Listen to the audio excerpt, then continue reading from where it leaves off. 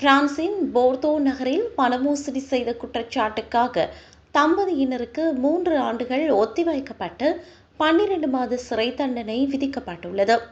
36 வயதான பாடசாலை ஆசிரியை கடந்த 9 ஆண்டுகளாக தனக்கு லுகேமியா எனப்படும் இரத்த புற்றுநோயால் பாதிக்கப்பட்டுள்ளதாக நடித்து ஏமாற்றியுள்ளார். அவரது 37 வயதான முன்னாள் கணவர் மனைவியின் சிகிச்சைகளுக்கு நிதி திரட்டுவதற்காக இணையத்தில் நிதி திரட்டும் பிரசாரங்களை மேற்கொண்டுள்ளார்.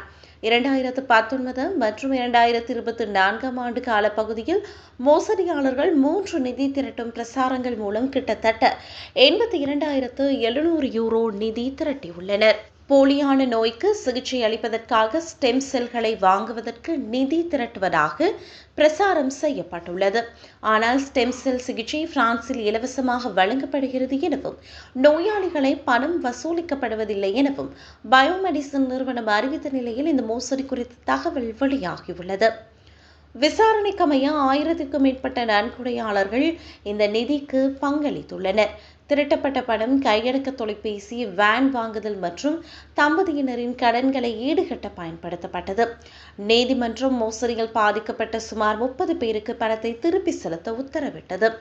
மனைவி நீதிமன்றத்தில் தனது கணவரை தன்னுடன் வைத்திருக்க வேண்டும் என்பதற்காக 2015ஆம் ஆண்டு நோயை போலியாக காட்டத் தொடங்கியதாக குறிப்பிட்டார். எனினும் பொய்கள் தங்களது உறவை விடவும் வலிமையானதாக இருந்ததாகவும் அந்த பெண் ஒப்புக்கொண்டார்.